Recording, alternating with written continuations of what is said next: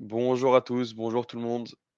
Bienvenue pour ceux où c'est la première fois qu'ils participent, à un webinaire où ils me voient. Bonjour, bonjour à tous. On va attendre, 2-3 petites minutes avant de commencer, je pense jusqu'à 12h05 max, et ensuite on pourra commencer en attendant, les retardataires. Pour ceux qui sont déjà là, n'hésitez pas à utiliser le chat sur la droite de l'écran pour poser toutes vos questions.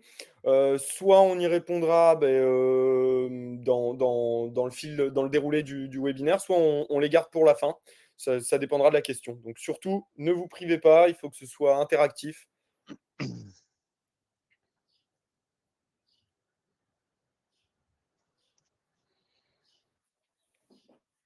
Et pareil, si vous avez des problèmes de son, d'image, vous nous mettez un petit message dans le chat.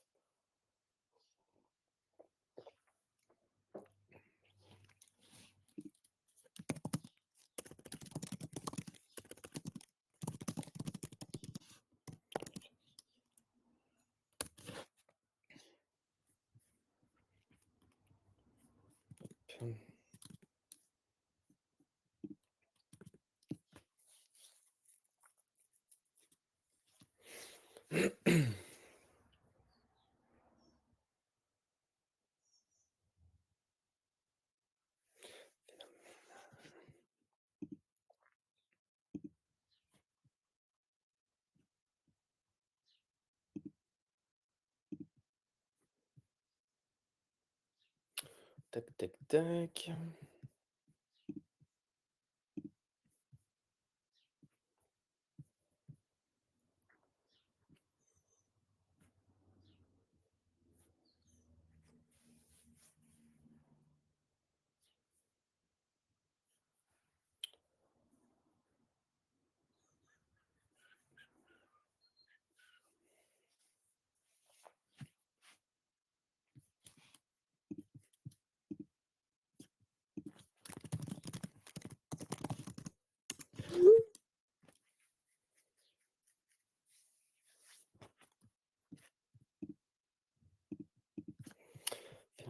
Tiens, je vais couper mes notifications.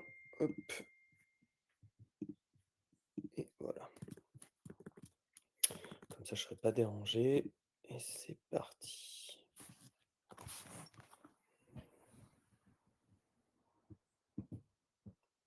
On va bientôt commencer, je pense, Jaf.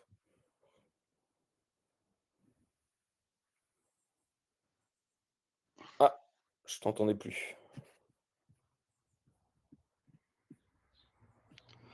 Ouais. OK, une petite minute, je vois qu'il y a des gens qui se connectent de plus en plus là, une petite minute et on se lance on peut lancer à 5. Trop bien. De toute façon, on enregistre, évidemment le webinar pour, vous envoyer le replay. Je dis ça, mais les gens vont partir, parce qu'ils savent qu'il y a un replay derrière. Non, il y a ça et le premier webinaire pareil, vous pourrez y avoir accès. On vous enverra le lien. De toute façon, on va quand même repasser, sur, les premières étapes du premier webinaire qu'on avait effectué sur le sujet du BD, que vous ayez tous les éléments avant de commencer la partie 2.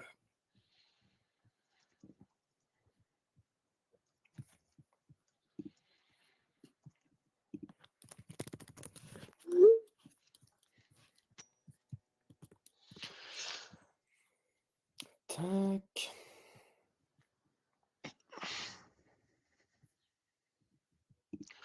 OK, bah, écoute, Pierre, je te propose de commencer. Donc, bonjour à tous et à toutes, ceux qui, ne n'étaient pas là à midi pile, et bienvenue du coup dans ce 4e épisode de notre série de webinaires qui a pour but de vous présenter des méthodes simples et prouvées, par vos confrères avocats à mettre en place dès demain pour aller chercher, plus de clients.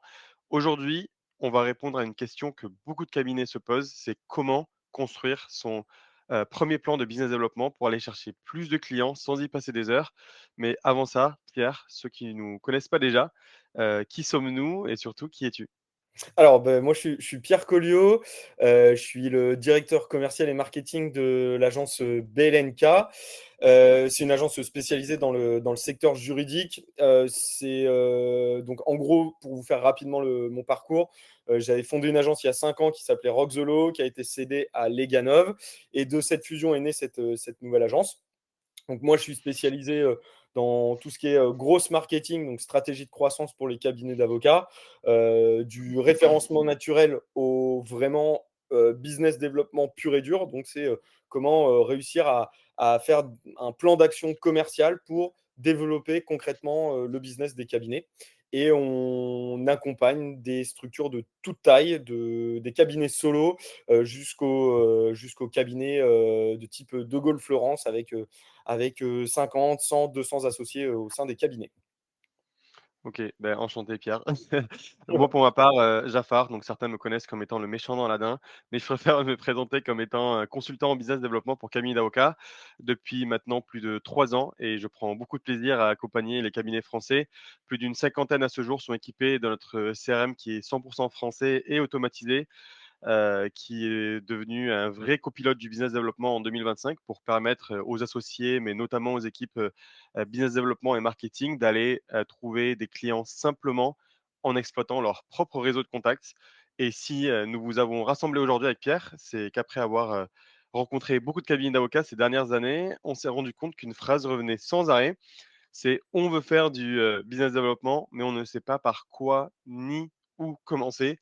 Surtout, comme on l'a vu dans nos premiers épisodes, vous avez la possibilité de faire des actions marketing et de business développement, évidemment en respectant la déontologie avocat, mais qui est aujourd'hui plus souple qu'il y a quelques années. Et donc, le but de ce webinaire est justement, avec Pierre qui accompagne les cabinets d'avocats depuis plus de 10 ans, de vous montrer comment vous pourriez structurer une approche commerciale adaptée à votre cabinet. Il y a quelques semaines, on vous a partagé les clés pour faire du business développement en commençant par vous partager les raisons pour lesquelles il est important de faire du BD, par lesquelles on va revenir dessus en introduction et surtout par où commencer pour se lancer. Et là, lors de ce webinaire, on s'est dit qu'on allait vous partager un plan d'action concret, simple à dupliquer pour commencer à générer de nouvelles opportunités dès cet après-midi. Évidemment, à la fin, comme d'habitude, on se garde du temps pour répondre à toutes vos questions. Donc, n'hésitez pas à les poser pendant le live, on y répondra ensemble à la fin. Yes. À toi l'honneur. Après 10 ans, après 10 années d'accompagnement des cabinets d'avocats dans leur croissance, est-ce que tu peux nous rappeler ton constat quand il s'agit de business développement? Oui, oui, bah, très, très clairement, ce qui revient beaucoup, c'est que dans tous les cabinets qui viennent nous voir, c'est très tourné vers l'extérieur. C'est-à-dire, vous souhaitez très souvent avoir de nouveaux clients, et ces nouveaux clients, vous dites, c'est obligatoirement par LinkedIn, ça va être par le référencement naturel, donc des clients extérieurs, que vous allez les récupérer. Et en fait, je vois beaucoup, beaucoup de cabinets. Alors, plus il y a d'associés, plus c'est vrai, mais ça marche aussi pour des cabinets qui ont 5 ans et où vous exercez de façon solo. En gros, vous dormez sur une mine d'or. Tous les prospects, toutes les consultations que vous avez effectuées, tous les mails que vous avez envoyés, etc., en fait, ça dort sur votre CRM avocat, sur ses cibles, etc. Et on ne l'utilise pas alors que c'est dans cette donnée-là, dans cette data-là, qu'on a les meilleures opportunités qui se cachent habituellement. Ouais, je me suis rendu compte aussi que, voilà, les cabinets d'avocats veulent faire du BD, mais ne savent pas, toujours comment, alors que vous avez la ressource principale qui est la colonne vertébrale de votre activité, bah, ce sont, vos contacts. Et justement, Pierre, tu nous avais parlé aussi de l'importance de structurer un plan, BD en ayant une méthode plus que des idées. Est-ce que, tu peux nous en dire plus? Bah, oui, oui, alors attends, pardon, Jaf, on avance, on garde le déroulé, on revient sur cette slide-là, du coup, Bien sûr. qui était ça. Donc c'est en gros, 80 de votre business vient du réseau existant. C'est vos anciens clients, vos anciens confrères et partenaires.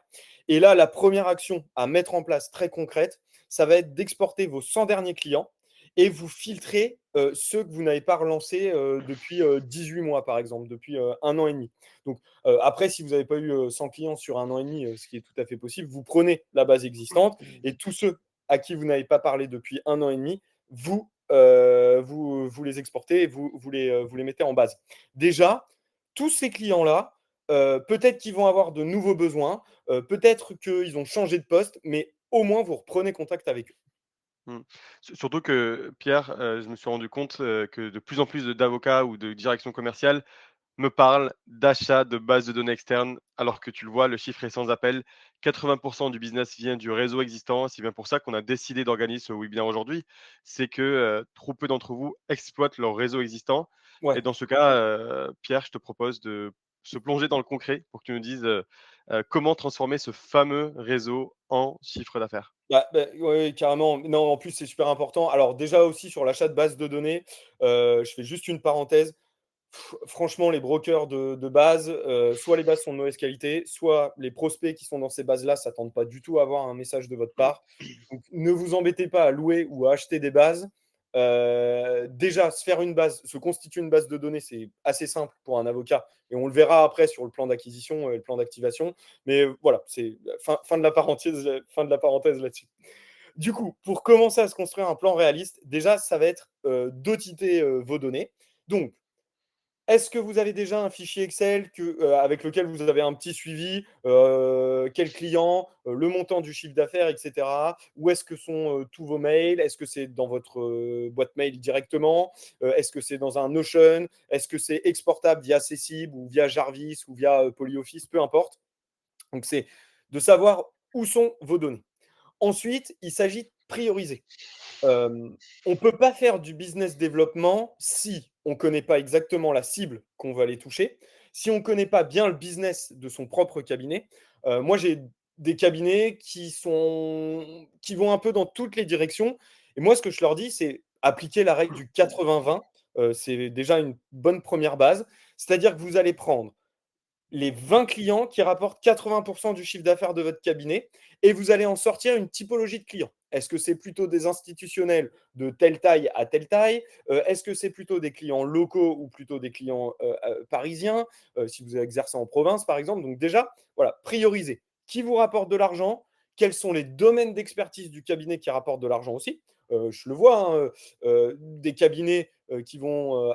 alors, que ce soit en B2B ou en B2C, les domaines ne rapportent pas tous de la même façon et pas tous à la même durée. Le prud'homme, on va avoir des délais de paiement qui vont être plus longs, alors qu'on va avoir des contentieux qui vont être beaucoup plus rapides, moins rémunérateurs, etc. Donc tout ça, analysez-le et ça va vous permettre de sortir une vraie priorisation de vos clients qui sont importants et qui peuvent vous rapporter à court terme ou moyen terme, etc. etc. Et une fois qu'on a fait cette priorisation, on va pouvoir mettre en place des routines personnalisées. Les routines personnalisées, ça va être de se dire, OK, dans mon cabinet, je suis prêt à allouer X heures par semaine pour faire ces actions-là et pour développer mon BD. Et c'est vraiment en vous fixant un temps, en vous fixant des actions concrètes et atteignables que vous allez réussir à mettre en route ces routines-là.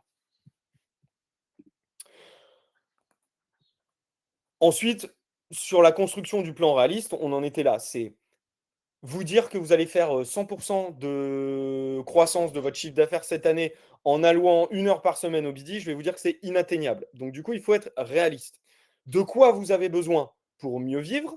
C'est quoi l'objectif in fine du cabinet? Est-ce que vous voulez recruter un collaborateur? Est-ce que c'est être un peu plus serein et prévoir 3 mois de trésor, etc., etc. Donc, tous ces plans, ces objectifs, il faut que ce soit réaliste en fonction du temps que vous avez et du capital humain que vous avez au sein du cabinet. Si vous êtes tout seul, bah, ça veut dire que quand on est tout seul, bah, on doit gérer la facture, l'administratif, les conclusions, les plaidoiries, etc., etc. Donc, on ne peut pas faire autant d'actions que si on avait une secrétaire ou un stagiaire PPI ou peu importe. Ensuite, pareil, ne partez pas tout de suite dans l'achat, d'un CRM et cetera. On peut tout à fait commencer avec un Notion gratuit, en version gratuite, avec du Google Sheet, surtout que maintenant il y a du Gemini intégré dessus, de l'IA qui vous permet déjà de faire du tri de base de données et cetera. C'est franchement bien. Après, on a des CRM, type Anaba, qui sont parfaitement adaptés. Donc là, je vais faire, un peu le pitch pour JAF, mais ce qui est intéressant, c'est de se dire que Anaba, c'est plugué directement dans votre boîte mail, c'est pensé pour les avocats. Donc, toute la donnée qu'il y a dans votre boîte mail, c'est agrégé, c'est structuré et vous avez rien à faire. Donc c'est là où il y a un vrai gain de temps, c'est quand on passe par des CRM, de ce type-là. Donc Jafar, si tu veux, expliquer un peu aussi, peut-être à Naba à ce moment-là, mais on y reviendra plus tard, tu me dis? Je préfère ceux qui s'intéressent, ils peuvent aller voir le site ou prendre rendez-vous avec nous plus tard, mais là, on va continuer, je pense, Ça sur marche. le plan Realis. Et ensuite, beh, voilà, on intègre le planning de relance intégré dans on l'intègre dans son agenda et surtout, on sacralise ces périodes de relance. Oui, vous avez peut-être une urgence, mais si vous avez dit 1 heure dans votre agenda le lundi matin de 8 à 9 ou de 9 à 10 pour traiter ce truc-là, faites-le. C'est la régularité qui prime et c'est toutes ces actions mises bout à bout qui vont produire du résultat. Au début, vous allez vous dire: «OK, ça fait un mois, j'ai rien qui est rentré» ou «C'est franchement, c'est timide». Mais en fait, oui, c'est timide parce que vous remettez une machine en route. Vos prospects, ils n'ont pas eu accès à vos enfin, ils n'ont pas eu de nouvelles de vous pendant un an, donc c'est normal. Mais une fois que vous avez remis cette machine en route, ça se nourrit et ça rentre sans que vous ayez à faire grand chose. Donc, on résume, on évite les usines à gaz. Votre tableur Excel, vous n'avez pas besoin de 45 entrées. C'est nom, prénom, adresse mail, numéro de téléphone pour refaire un petit coup de téléphone si vous le souhaitez. La prestation que vous aviez effectuée, le poste de la personne est déjà vous structurez, vous savez exactement qui fait quoi et pourquoi vous aviez échangé précédemment. Votre tableur Excel, il va être beau la première semaine. Un tableur Excel qui ne vit pas, que vous ne mettez pas à jour, ça n'a aucun intérêt. Donc, vous recevez un retour de mail comme quoi la personne a changé de poste ou vous indique une nouvelle adresse mail, mettez votre tableur à jour. C'est une action qui vous prend 5 secondes, mais il faut le faire.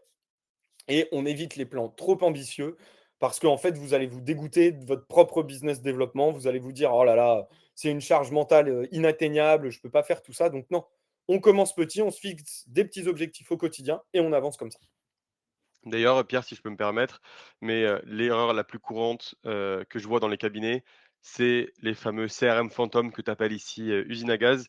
Les fameuses coquilles vides à 100 000 € que personne n'utilise par faute de temps et trop d'efforts demandés, au démarrage. Et souvent, quand un cabinet fait ses recherches, et c'est normal, pour mettre en place un CRM, il va rapidement tomber sur des CRM comme, HubSpot, Ouais, Dynamics ou Salesforce, qui sont évidemment, de très bons CRM, mais faut se le dire, ils sont pas toujours adaptés pour des populations d'avocats, pour la simple et bonne raison que les avocats ne sont pas des commerciaux.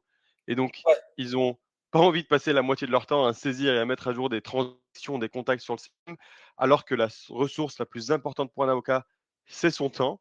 Et plutôt que de rajouter de la charge de travail, il faut évidemment l'optimiser, parce que là, tu leur demandes de remplir un CRM et finalement, on se rend compte de quoi? Beh, ils finissent par ne rien faire et revenir sur des Excel, et le CRM j devient obsolète, inexploitable pour l'équipe de com, pour l'équipe de développement.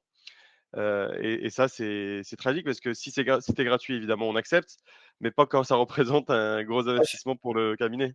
j'ai vu des cabinets pendant 2 ans, ils ont payé 1 800 € pour du HubSpot, tous les mois. Pas de base segmentée, pas de marketing développé déployé derrière. Donc non et avec, 3 fois moins de budget, j'avais, 6 fois plus de résultats juste en prenant mon téléphone et en faisant des relances téléphoniques. Enfin, le business aujourd'hui avec alors, c'est encore plus vrai avec l'arrivée de l'IA, tout le monde vous vend une solution, miracle pour automatiser votre market, votre communication, votre développement commercial. On va pas oublier que le commercial, c'est d'abord de l'humain. Ça passe d'abord par des échanges mails, ça passe par du téléphone quand il faut relancer par téléphone. Et le b.a.-ba de ce que j'ai appris moi à l'école de commerce il y a 15 ans ou 20 ans, mais en fait, c'est toujours applicable aujourd'hui et, et encore plus dans le secteur juridique. On ne cherche pas à massifier de la prise de contact, on ne cherche pas à faire tout ça. On est dans un secteur qui est certes de plus en plus concurrentiel, et je fais un tout petit pont avec ce que Jafar disait au début.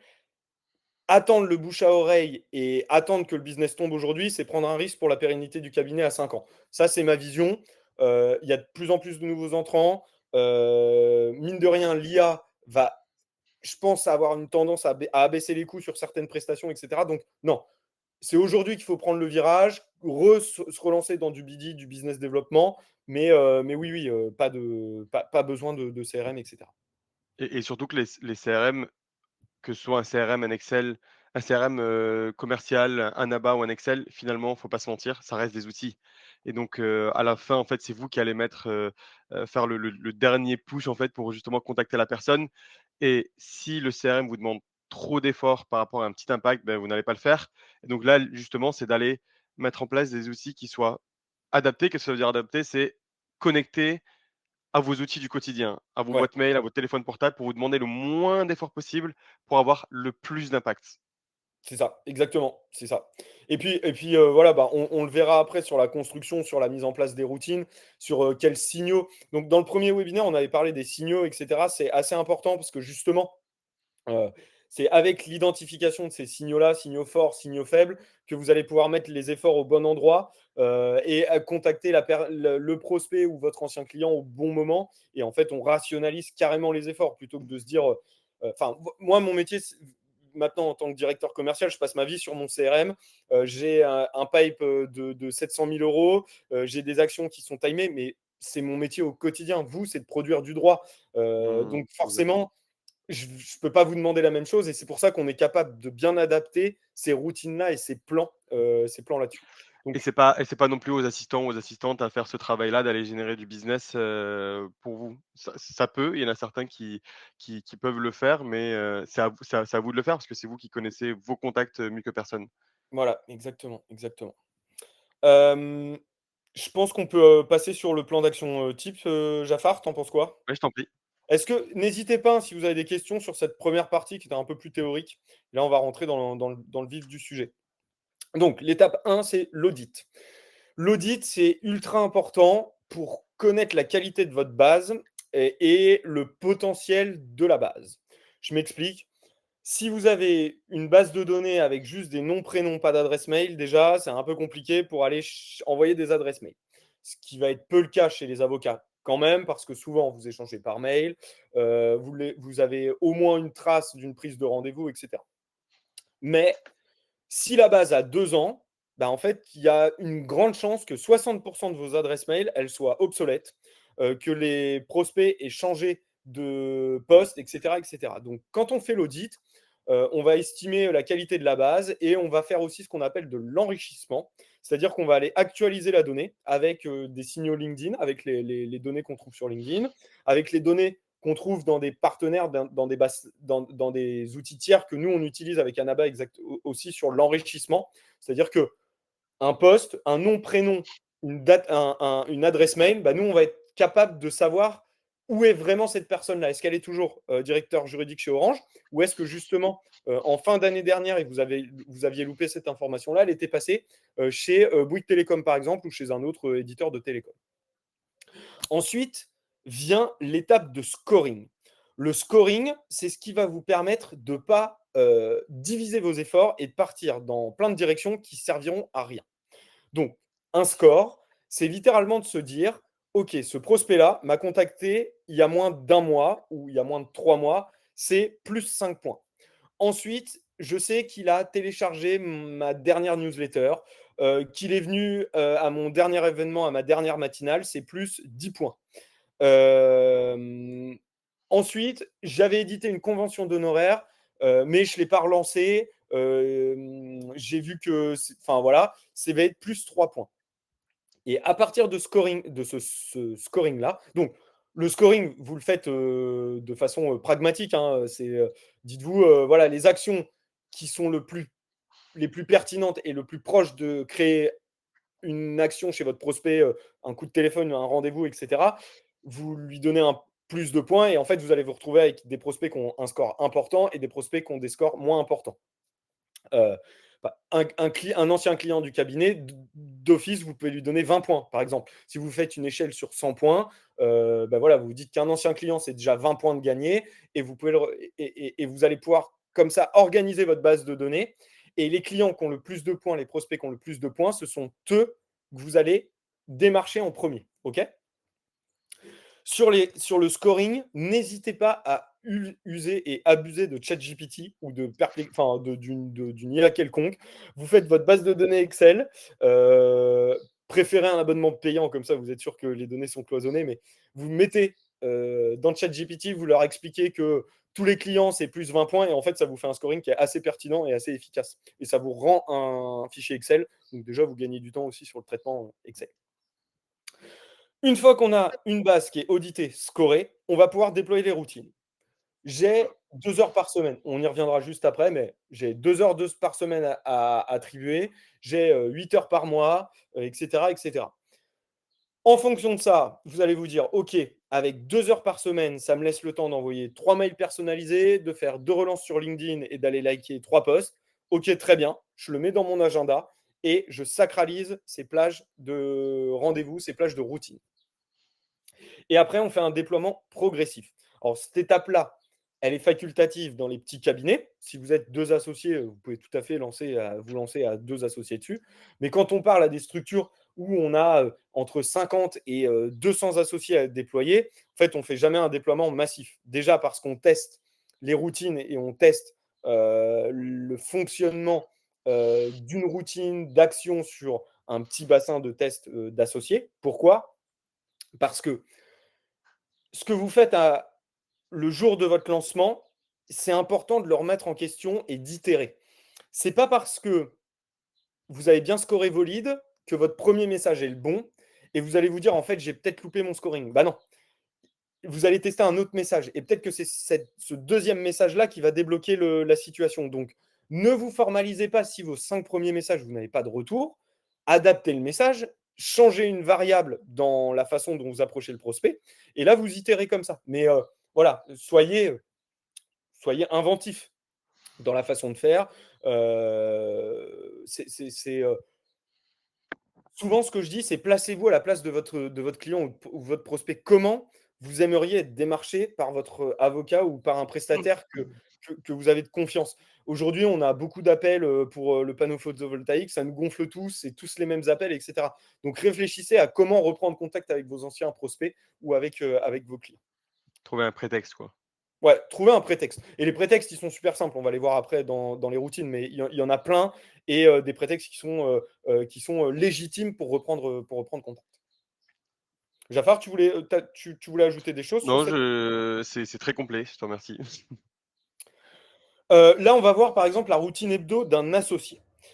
Une façon de reprendre contact, et pour moi la façon la plus simple, ça va être de faire une veille sur les changements d'entreprise ou les nominations. Vous prenez tous vos anciens clients sur les 2 dernières années et grâce à Anaba, vous allez savoir qui a changé de poste et quand est-ce que la personne a changé de poste. Et là, vous avez déjà une bonne première prise de contact. Je vous fais l'exemple, vous étiez en relation avec le directeur juridique d'Orange et vous aviez traité un de ses besoins sur le M&A d'une société qui venait d'être achetée par Orange. Vous voyez que le directeur juridique d'Orange, il y a 3 mois, est passé dans une autre entreprise, et ben, sur le même scope de poste ou sur le même poste, et si c'est un changement de poste, c'est encore un autre axe possible, mais vous allez lui envoyer un mail pour lui dire bonjour monsieur Dupont, j'ai vu votre récente nomination à la direction juridique de l'autre groupe. Je me souviens de notre dernière collaboration qui avait été fructueuse sur le sujet du M&A de telle entreprise. N'hésitez pas, si vous avez des nouveaux challenges juridiques chez Bouygues Télécom, je serais ravi de vous aider là-dessus. Et vous lancez l'action là-dessus. Pareil, ces leads-là, en fin d'année, si vous avez une politique d'envoyer vos vœux ou d'envoyer des cadeaux à vos clients, une bouteille de vin, une boîte de chocolat, n'hésitez pas, faites-le. C'est des leads qui sont super importants. C'est le bon moment de les réactiver. Si c'est une nomination, il a pris du galon, il a été nommé sur un autre périmètre de poste. Par exemple, il est passé de DPO et dans votre scope, vous avez l'action de DPO, enfin, vous avez l'expertise de DPO, alors qu'avant, vous traitiez avec lui une autre expertise juridique.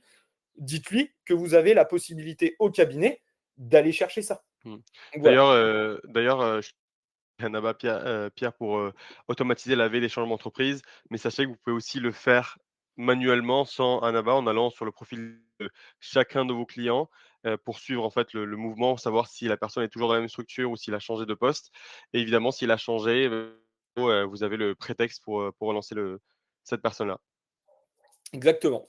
Mardi, on prend 30 minutes. On va envoyer 2 messages personnalisés en rapport avec le changement d'entreprise ou les nominations. User de ChatGPT, enfin franchement, moi je me suis fait un assistant que j'appelle mon assistant exécutif. Il reprend mon style de mail et je lui donne les grandes idées. Il me rédige des mails qui sont parfaits, qui sont carrés. Voilà, c'est ultra simple. Que tu Et, payes 22 € par mois. et voilà, pour 22 € par mois. Donc ne vous en privez pas. Ensuite, le jeudi, ce qu'on appelle le social warming. Vous allez sur le profil LinkedIn de la personne, vous lui mettez un petit commentaire, un petit like, et vous relancez un prospect que vous aviez relancé la semaine précédente. Et là, comme ça, vous allez commencer à avoir un pipe qui tourne, et en un mois, vous allez avoir vos premières réponses, vos premières prises de rendez-vous. Je vous jure, enfin, l'idée, c'est pas de vous vendre du vent, mais rien que comme ça, aller chercher 50 000 euros de chiffre d'affaires sur l'année, si vous êtes en M&A, si vous êtes affairiste, si vous faites du conseil, mais c'est carrément faisable. C'est pas des gros montants, c'est simple à aller chercher, quoi. D'ailleurs, on sait que là, parmi nous, il y a, oui, des avocats, mais aussi des fonctions support. Je vais revenir juste sur la slide Pardon, d'avant, pardon. excuse-moi. Et aussi des fonctions support. Donc, des fonctions support, je parle de direction, communication, ou de business développement. Donc, si vous êtes dans la direction business développement ou marketing, communication, justement, c'est ce plan-là que vous allez pouvoir proposer aux associés, d'abord peut-être les plus proactifs, qui veulent faire du business développement. Certains font partie de comités com, de comités VD, donc, vous pouvez présenter ce plan-là et comme ça, au moins, petit à petit, ils peuvent le mettre en place. Et pour ceux qui sont évidemment avocats associés, bah, vous allez pouvoir tout simplement dupliquer ce plan-là. Et d'ailleurs, franchement, Pierre, avec les bons outils adaptés, tu peux même réduire de 1 h 30 par semaine à quelques minutes par semaine, Ouais. surtout pour commencer. Moi, pareil, je vous conseille de mettre un créneau dédié, que ce soit tôt le matin, entre midi et 2. Par exemple, sur des créneaux où vous savez que vous n'allez pas avoir d'audience qui va tomber au dernier moment. Parce que l'effort peut être minime par rapport à l'impact d'avoir un nouveau client qui peut vous apporter des dizaines de milliers d'euros. Et si je fais le parallèle avec la course à pied, parce que je m'entraîne en ce moment pour la course Paris-Versailles pour fin septembre, si vous dites bah, qu'il faut courir tous les matins 1 heure à 6 heures voilà, à 6 heures du matin tous les jours, 1 heure, alors que vous n'avez jamais mis les pieds sur un tapis, ben, en fait, c'est mort. Commencez petit, 2 petites séances par semaine, 20 minutes de cardio max avec un plan alimentaire tenable. Parce que ce qui compte, c'est la régularité et pas la perfection. Ouais, en fait, c'est vraiment la suite la suite de petites actions qui fait que ça fonctionne. Mais enfin, là, c'est plus ma femme. Alors, je vous donne aussi un contexte. Ma femme est avocate aussi. Elle a un cabinet pénaliste à Bordeaux, une associée, une collab. Là, aujourd'hui, avec un BD bien construit, c'est 3 000 euros de tous les mois qui tombent sur juste de la prise de rendez-vous. Des relances de prospects qui ont téléchargé le livre blanc, etc. etc. Donc, que ce soit B2C, B2B, elles n'ont pas le temps, mais juste, on a bien timé et je leur impose cette rigueur-là de leur dire, même si tu as l'impression que ton action, elle est vaine, aujourd'hui, parce que tu as pris que 15 minutes et que, en fait, c'est la somme de toutes ces 15 minutes-là, de tous ces mails-là que vous envoyez à vos anciens prospects qui va mettre en route le cercle vertueux. Et vraiment, ça fonctionne. Ça fonctionne. Il n'y a pas de solution miracle. C'est de l'huile de coude. Mais quand on commence petit, et ben, au fil, enfin voilà, ça nourrit. Et vous allez voir que vu que vous allez avoir de plus en plus de rendez-vous, ça va vous motiver à passer un peu plus de temps dessus, un peu plus de temps dessus. Et vous allez trouver le bon tempo pour vous, pour votre cabinet, quoi. Donc conseil en plus, mariez-vous avec un directeur ou une directrice commerciale. C'est pratique, c'est plutôt pratique, oui, oui. C'est mon bac à sable. Je m'en sers pour faire plein d'essais, donc c'est plutôt pratique. Le bon, bah oui, le bon CRM, ça change tout. C'est toi, Jafar? Je sais plus, pardon, excuse-moi, Non, non, cette c'est toi, slide-là, c'est je t'en toujours moi, prie. pardon. Donc ouais, euh, je fais juste une dernière encore parenthèse. Je reviens juste sur cette notion-là. Moi, quand j'ai appris le marketing à l'école de commerce, on m'a toujours dit un client à acquérir, ça coûte beaucoup plus cher qu'à fidéliser. Et en fait, ça se vérifie encore aujourd'hui, 15 ans après. Votre client, si par exemple vous aviez dépensé 150 euros pour l'avoir une première fois en tant que client, ben, quand vous allez le relancer et il va revenir chez vous, en fait, le coût d'acquisition de ce deuxième client, enfin cette deuxième prestation, et ben, en fait, il va être divisé par 2, par 3, par 4, parce que ce qui est important dans la vie d'un client et notamment dans les cabinets de service, c'est la lifetime value du client, c'est votre capacité à, une fois qu'il est rentré chez vous, à réussir à le faire signer pour d'autres prestations et à l'accompagner dans le temps. Ok. Donc gardez bien en tête que c'est toujours moins cher d'avoir c'est toujours moins cher d'avoir un client qui revient plutôt que d'aller chercher un nouveau client que vous ne connaissez pas ou qui ne vous connaît pas. Donc, un bon CRM, ça change tout. Euh, Votre boîte mail, c'est votre porte d'entrée sur à peu près toutes vos relations commerciales, en tout cas dans le secteur juridique. Vous recevez des mails pour des prises de rendez-vous, vous recevez des mails de vos confrères concernant des dossiers, etc., etc. Tout est sur votre boîte mail. Si votre boîte mail est connectée à un CRM, que ce CRM-là segmente, euh, fait votre liste nom, prénom, numéro de téléphone, adresse mail, etc., vous avez tout gagné. Donc, c'est quand même l'avantage d'Anaba, c'est ça, et c'est pour ça, c'est sur cette proposition de valeur-là qu'Anaba a été créé. C'est vraiment de simplifier la vie des professions libérales et des avocats, pour le coup. Donc, pareil, tout à l'heure, on parlait du Google Sheet qui devait être dynamique. Enfin, un CRM, ça vit. Là, quand vous êtes connecté à un CRM qui est automatisé, c'est que vous avez des listes dynamiques. Vous pouvez choisir de mettre ce prospect-là en prospect actif, de mettre ce nouveau client-là en changement de poste en fonction des interactions et des actions qui ont été faites et détectées dans votre boîte mail. OK. Donc, on va prendre la liste des anciens clients en mouvement. Donc, tous les anciens clients du cabinet, c'est une première liste. Et vous allez ajouter juste un segment qui va être changement de poste dans les 6 derniers mois. Et automatiquement, vous avez vos anciens clients qui ont changé de poste dans les 6 derniers mois. Et vous avez déjà une première base activable au bon moment. OK. J Ouais, j'ai aussi un autre cas d'usage, avocat très concret, c'est le fait de certains de nos clients, en fait, créer des listes directement sur la plateforme et encore une fois, vous pouvez le faire avec d'autres CRM. Si vous avez l'information, c'est de créer une liste de tous les clients avec qui vous n'avez plus échangé depuis un certain temps. Donc généralement, c'est les clients inactifs depuis un an et les relancer encore une fois, comme on vous le dit avec Pierre, on vous le répète, avec un prétexte. Comme par exemple, donc le prétexte là pour le coup, c'est une nouvelle loi qui vient de sortir sur une juridiction, par exemple en juillet 2025. Vous reprenez la liste de tous les clients à qui vous n'avez plus échangé depuis un an et vous les mettez soit dans une campagne marketing ou soit vous leur envoyez un message un par un pour leur dire voilà, bonjour monsieur ou madame X, la nouvelle loi qui vient de sortir sur les taxes, sur le money, sur le contentieux, sur X, Y ou Z juridiction. On peut vous accompagner sur ces sujets. Est-ce qu'on en parle de manière directe ou indirecte, évidemment, mais le fait d'aller relancer avec ce prétexte-là, ça fonctionne bien pour certains avocats. Pardon. Bah, oui, oui, carrément. Bah, si on va dans des niches vraiment un peu plus précises, vous êtes dans le secteur de la grande distribution. Tous les ans, il y a les mêmes périodes de renouvellement des contrats entre les centrales d'achat et les fournisseurs, etc. Vous anticipez, vous avez vos segments, vous savez que ce mec-là est directeur des achats de la SCACHAP, enfin de Leclerc Sud-Ouest, etc. En fait, vous faites vos segments géographiques, avec potentiellement les dates à laquelle vous avez été recontacté la dernière fois. Et en fait, vous avez une base qui est ultra activable. L'activation, c'est la clé en BD et en commercial. C'est un truc que je vois souvent aussi en cabinet. Vous avez parfois investi dans un prestataire qui vous a refait une super base. Tout est carré, sauf qu'en fait, il n'y a pas de plan d'activation et la base, elle reste telle qu'elle. Et c'est encore plus dommage d'avoir investi sans utiliser ces bases. Donc voilà. Là, petit cas client, donc cabinet en droit des affaires, 20 collaborateurs, 5 associés, 8 semaines. En gros, on s'est dit, OK, on a 8 semaines pour faire rentrer du cash. Baisse d'activité sur la partie M&A. Forcément, 2024, ça a été tendu. 2025, c'est pas mieux sur certains cabinets affairistes.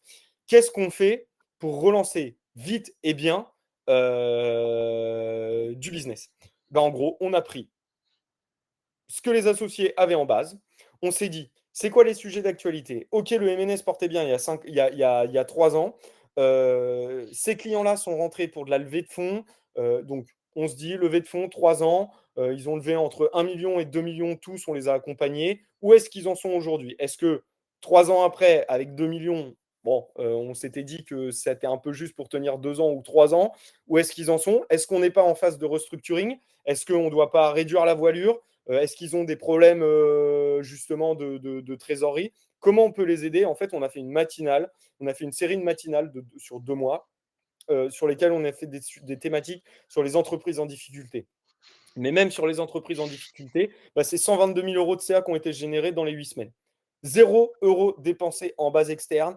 Le seul coût de communication, ça a été la création d'un événement sur LinkedIn, une belle bannière et un envoi de mail pour dire, au fait, il y a 2 ans, on s'est parlé sur les sujets de levée de fonds, le marché évolue et on fait évoluer l'activité du cabinet sur ces notions de restructuring et d'aide aux entreprises en difficulté. Est-ce que ça vous intéresse? Et en gros, bah voilà, plutôt que d'aller se dire, on va chercher un nouveau marché sur les entreprises en difficulté, refaire de la com, non, on va déjà aller voir si dans les entreprises on a accompagnées, on n'en a pas qui sont en difficulté à l'instant T. Cas client numéro 2, là, on est plus dans une logique marketing BD à un peu plus long terme. On a pris, donc, pardon, c'était pour un cabinet en droit de la famille, droit patrimonial, surtout à destination des impatriés et des expatriés. Et là, en fait, on a été se dire, OK, qui on a accompagné et comment on peut se faire mieux connaître et comment on peut bien parler de nous. Donc, c'est vraiment une stratégie de notoriété. On a pris donc la base de données, on a pris ceux qui habitent en Australie, les expats australiens, les expats américains qui n'ont pas ou irlandais, qui n'ont pas tous les mêmes problèmes de fiscalité transfrontalière. Ben, voilà, c'était assez technique, mais c'est ce sujet. Ce qu'on a dit, c'est qu'on a vu qu'il y avait un truc en Australie qui changeait la fiscalité entre la France, le Royaume-Uni et l'Australie. Et on s'est dit, OK, on va faire une newsletter dédiée à tous les impats et expats australiens, etc. Et derrière, on a fait ça. Et ensuite, les associés qui avaient traité les clients impats ou expats les ont ajoutés sur LinkedIn en disant, voilà, je vous ajoute sur LinkedIn, etc. De cet ajout sur LinkedIn, la personne a répondu, oui, je me souviens, merci beaucoup. D'ailleurs, ça s'est fini comme ça. Et derrière, bah, en fait, on prend le relais. C'est un petit message, bah, merci beaucoup pour votre retour. Si vous avez des amis expatriés qui sont dans les mêmes problématiques, n'hésitez pas à nous les adresser. Et voilà comment, sans mettre, en remettant juste du lien, sans pression commerciale, comment on arrive à générer du business simplement, facilement, et sans passer pour un marchand de tapis ou voilà, un vendeur. Vous êtes avocat. Je sais que vous avez un standing à respecter. Vous ne voulez pas vous rabaisser à de la prospection téléphonique, etc. Mais c'est normal. Et en faisant ça, en étant malin, avec le bon message au bon moment, c'est pas comme ça que vous êtes perçu et je vous l'assure. Il y en a de plus en plus qui font des posts LinkedIn, qui commencent à écrire leur propre newsletter, qui en fait, pour moi, vous devriez vous créer une liste, une bibliothèque de prétextes, tout simplement. Une bibliothèque de raisons de contacter. Et en fonction du contact, bah, vous sélectionnez le bon prétexte. Parce qu'en fait, là, on vous en a cité peut-être 5 ou 6, mais évidemment, en fonction de votre expertise et de votre secteur, en fait, vous pouvez, du secteur d'activité de vos clients, vous pouvez trouver des dizaines de prétextes pour les relancer et ça paraîtra beaucoup plus naturel. Les avocats se sentiront de moins en moins mis sous pression pour aller faire du démarchage, du démarchage commercial. Et justement, ils sentiront pas que c'est du démarchage, mais que c'est une approche très naturelle qui peut fidéliser un client ou justement transformer un prospect en client. C'est bon pour toi, Pierre? C'est bon, c'est bon, c'est On est bon. pile dans les temps. Il nous reste quelques minutes pour répondre aux questions. Donc là, il n'y a pas de questions, j'ai l'impression. N'hésitez pas, on a 2-3 petites minutes avant de conclure, avant d'aller déjeuner. Donc si vous voulez, si vous avez, des questions, n'hésitez pas à poser dans la partie questions. On vous laisse, 2 minutes et aller, déjeuner et Carrément, hein, même si vous avez un cas d'usage, une idée, une question, enfin, parlons-en très clairement. Vous nous le soumettez, je peux vous répondre. Je vous enverrai aussi c'est SideQuest. Je suis intervenu en début de semaine dernière avec SideQuest, qui est un organisme de formation pour les avocats. Et il y a Daniel Lévy, un de vos confrères, qui est intervenu sur justement les enjeux de déontologie autour de la sollicitation personnalisée, de la communication.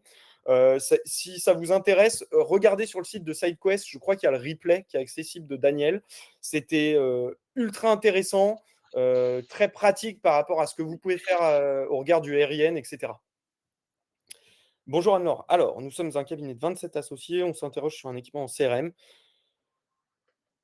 Sur 27 associés, s'il y a un vrai enjeu de business développement derrière et que vous souhaitez vraiment mettre les moyens dedans, enfin, les moyens, c'est pas forcément, on parle pas de 15, 20, 30 000 euros. Moi, je vous dirais que Notion, ça peut vite être réduit.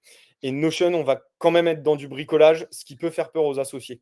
Et Euh, qui prend beaucoup de temps aussi. Nous, on conseille Excel ou Notion, heu, pour des équipes de 1-2 associés à quelques collaborateurs, c'est largement gérable. Mais de ce que je vois d'expérience, c'est qu'avec autant d'associés, en fait, le risque, c'est d'avoir, en fait, 27 Notion ou enfin 27 onglets, Excel, un Excel par associé avec ses contacts.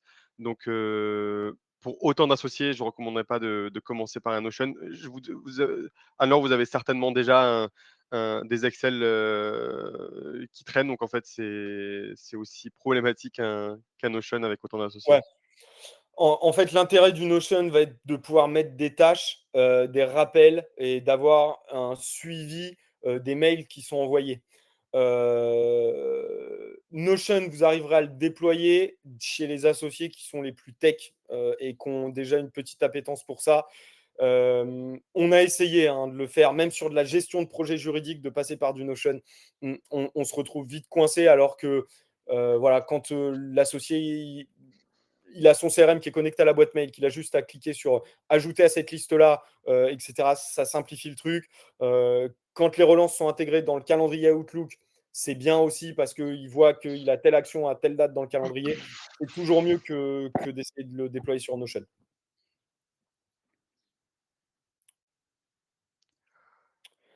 Ouais. Moi, j'en ai, si jamais j'en ai un premier. En fait, tout Vas-y. simplement, en fonction des outils que vous avez, l'effort sera évidemment différent. Mais nous, ce qu'on voit pour le cross-selling, qui est évidemment, je pense, c'est la première pratique commerciale qui est rentrée dans le monde avocat. Donc, un avocat, il va se créer une vue ou une liste de tous les clients d'un autre avocat. Comme ça, il a la vue sur, tous ses clients et ensuite il va contacter, les clients un par un pour leur dire en fait, tout simplement: «Bah, voilà, j'ai vu que vous travaillez avec, tel associé, vu que vous êtes dans cette pratique-là aussi ou dans ce secteur d'activité-là, on peut aussi vous accompagner sur ces sujets si ça peut vous intéresser». Et voilà, donc en sachant que, en fait, c'est 2 associés qui s'entendent bien généralement, c'est 2 associés qui s'entendent bien parce qu'on le sait dans les cabinets d'avocats, il y en a certains qui sont, peut-être un peu en concurrence et qui ne veulent pas trop partager leur base. Mais privilégier 2 associés et vous, dans les fonctions support, vous connaissez un peu, vous avez un peu plus de recul, donc vous savez qui aime bien qui, surtout qui aime bien travailler avec qui et en fait, capitaliser sur 2 associés ou 3 associés qui, travaillent déjà ensemble sur des dossiers et en fait, un associé peut aller se créer la liste des clients de l'autre associé et voir, contact par contact, si c'est pertinent de leur proposer, leurs services dans leur juridiction. Pierre, je sais pas Ouais. si tu avais un autre cas?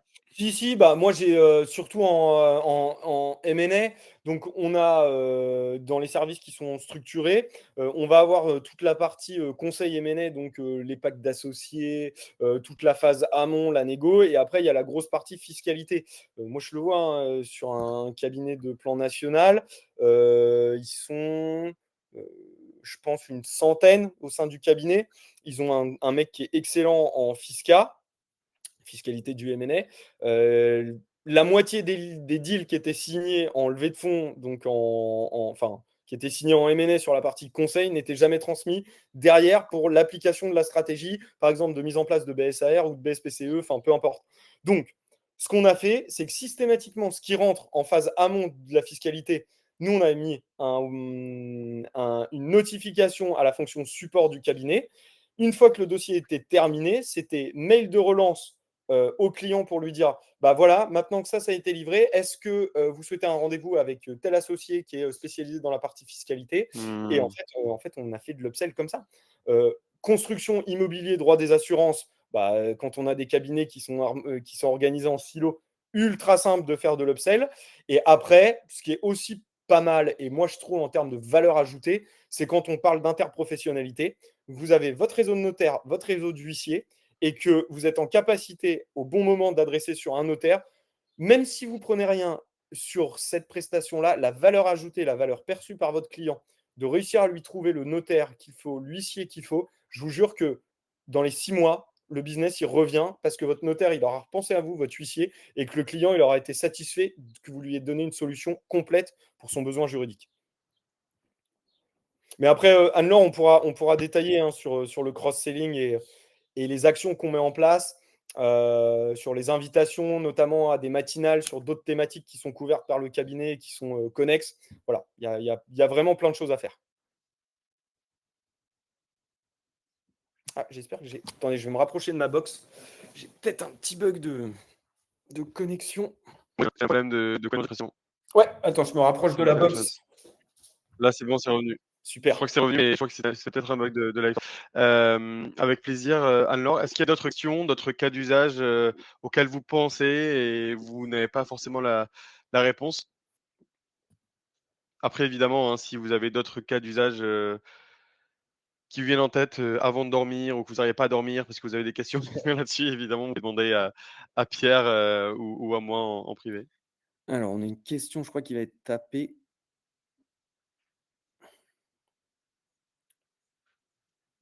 Et du coup, bah, Anne-Laure, même en ajoutant, bah, un exemple de cross-selling vraiment pas agressif, c'est si vous avez une stratégie de création de contenu au sein du cabinet, que vous avez un livre blanc sur tel domaine qui va être un domaine connexe à l'activité d'autres associés, c'est bah, de prendre la base de données des autres associés, de leur demander l'autorisation, de leur dire bah voilà, nous il y a tel associé qui a sorti un livre blanc sur tel sujet, je pense que ça peut intéresser ta base. Est-ce que c'est OK si on fait un message? Et en fait, voilà, toujours dans l'idée, c'est de ne pas forcer la vente et de toujours arriver avec de proposer quelque chose qui va faciliter la vie du prospect, la vie du client que vous allez avoir. Ouais, Anne-Laure, d'ailleurs, vous pourrez regarder les mails que je vous avais envoyés sur, je crois, le référencement du cabinet. Je vous avais fait un premier audit justement sur le SEO. Donc, l'idée, c'est de jamais vendre, c'est toujours dire, OK, j'ai détecté ça, peut-être que votre besoin, c'est ça. Votre secteur aujourd'hui,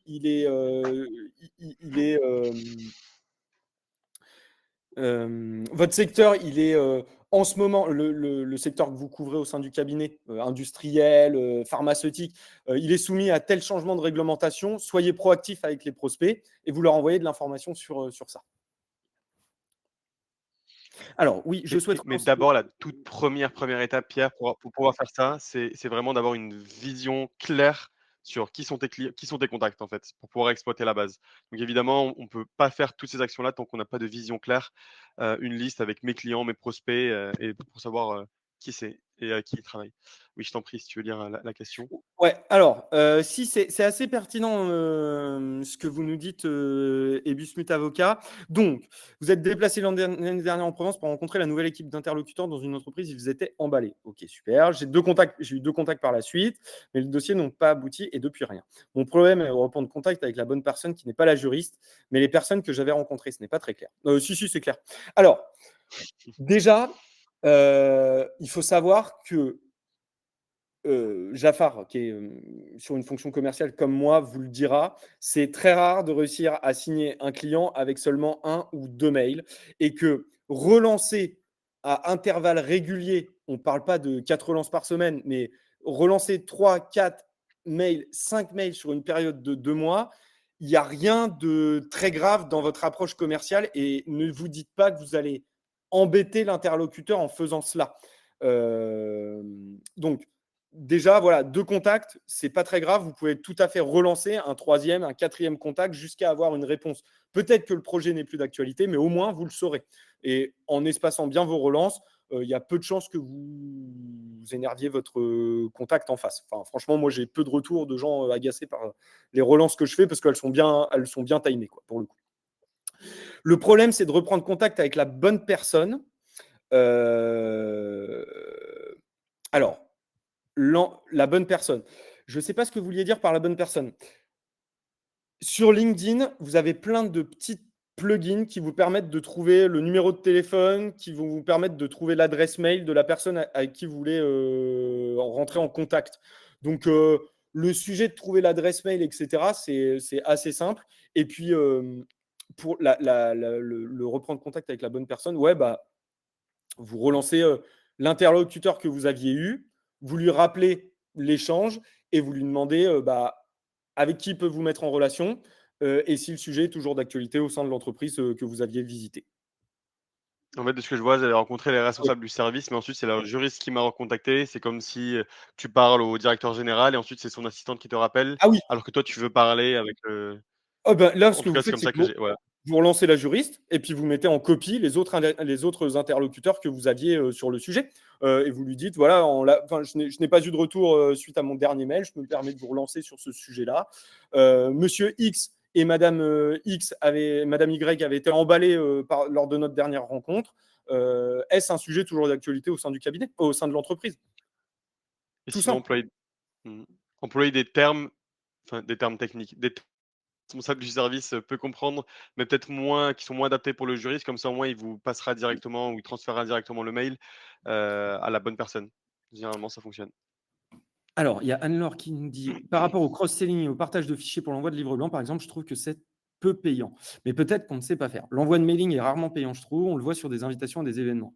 Si on envoie les invites de l'adresse de l'assistance ou de l'associé, ça marche. Si ça part sur une adresse générique, on a 3 fois rien». Oui, alors l'adresse générique, tout à fait, je suis tout à fait d'accord avec vous. Aucun contact at entreprise X, il n'y a pas d'intérêt. C'est une base qui est pour moi pas segmentée.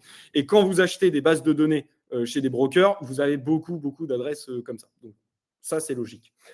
Moi, j'ai pas la même lecture que vous. Aujourd'hui, que ce soit sur BLNK à l'agence, sur les projets de padel qu'on a et tous les sujets B2B, justement, je suis revenu beaucoup aux mails depuis 6 mois parce que j'ai noté une saturation des autres canaux, que ce soit sur LinkedIn, que ce Mmh. soit des messages privés, etc. Donc, moi, je trouve que le canal mail, quand c'est bien fait, que l'objet, il est clair, que la proposition du mail, elle est claire, sur des invitations à des événements, des webinars, des matinales ou de la relance, de la prospection pure et dure, ben, franchement, sur les cibles que moi j'ai dans le juridique, les avocats, et les cibles que les avocats peuvent avoir, donc des décideurs, etc., je trouve que le canal mail reste encore un vrai canal d'acquisition, pour le coup. Ouais, canal mail à différencier avec le canal, je dirais, envoi de newsletter marketing, parce que là, de ce que je vois dans votre message, l'envoi de mailing est rarement payant, je trouve.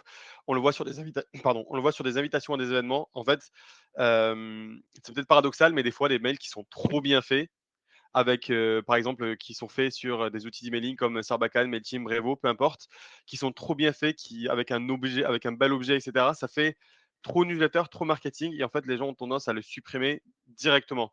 Ouais, Alors que si vous passez sur le mail direct, vraiment à la base, presque comme si vous écrivez un courrier à la main, il y a plus de chances que ça fonctionne par rapport avec un mail, écrit enfin avec un objet de mail, sans, pa crochet, new, parenthèse, quoi que ce soit, mais avec un généralement les objets en 3 4 mots en c'est minuscules, ça fonctionne et un mail vraiment, personnalisé, mais sans déco autour, sans mise en forme, rien, ça fonctionne beaucoup mieux parce que ça on dirait qu'en fait vous l'avez vraiment écrit, à la main et ça, pas besoin d'outils ou même avec, en fait, vous reprenez de zéro une page vierge sur votre outil d'emailing et vous faites un truc qui soit très simple comme ça, c'est en 2 phrases. c'est exactement ce que dit Jafar. En fait, nous, on utilise beaucoup le plain text, Le c'est-à-dire turbo c'est comme mail. si alors c'est le mot technique sur les outils, mais sur Brevo, vous pouvez faire du plain text aussi. En gros, en fait, c'est au lieu de le mettre en forme, vous le faites partir comme s'il partait votre Outlook ou de votre Gmail.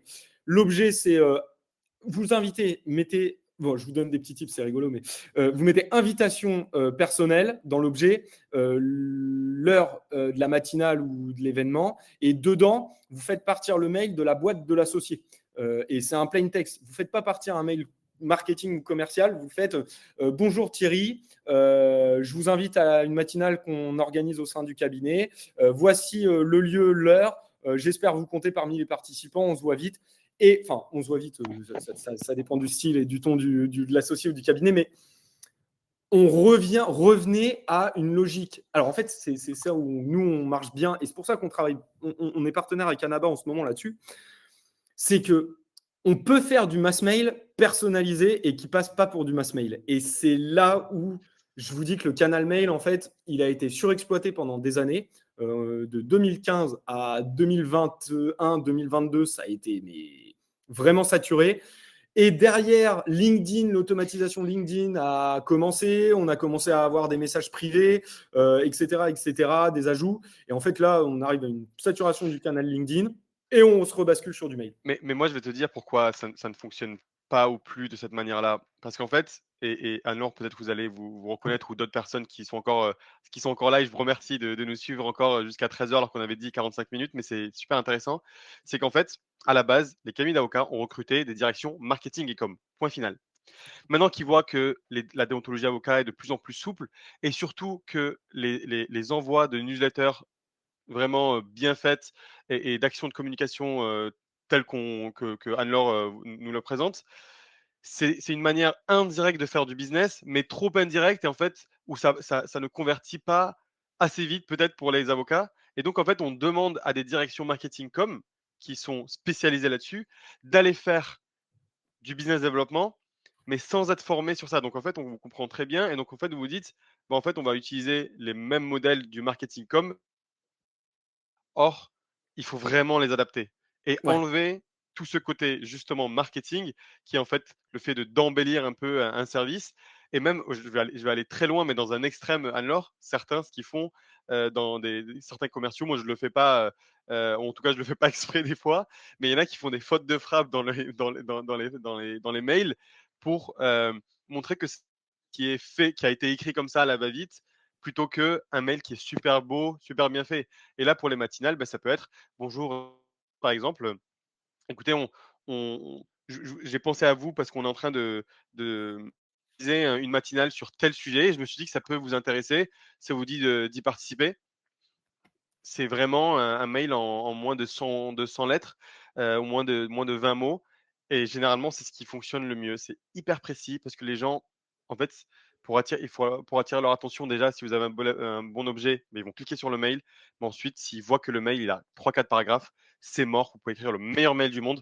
Ouais. S'il voit que ça prend plus de 5 secondes à lire ou plus de 10 secondes à lire, il va le mettre à la poubelle. Et c'est dommage pour tout l'effort que vous avez mis. Et ça, c'est pour la prospection et le BD. Par contre, si vous avez une vraie stratégie de newsletter, faites des belles newsletters qui sont ultra carrées parce que la newsletter, elle paye sur le long terme. La newsletter, c'est sur le schéma intellectuel qui est dans le prospect ou quoi, c'est d'être dans la boîte mail de vos clients tous les mois parce que s'ils ont un besoin, ils se souviendront qu'ils vous ont lu récemment dans votre boîte mail. Et en fait, c'est Mercurochrome, le pansement des héros, Mercurochrome, le pansement des héros, c'est de l'impression et c'est par la régularité de l'impression de la marque que vous restez dans la tête de vos prospects. Donc, vraiment deux strates différentes.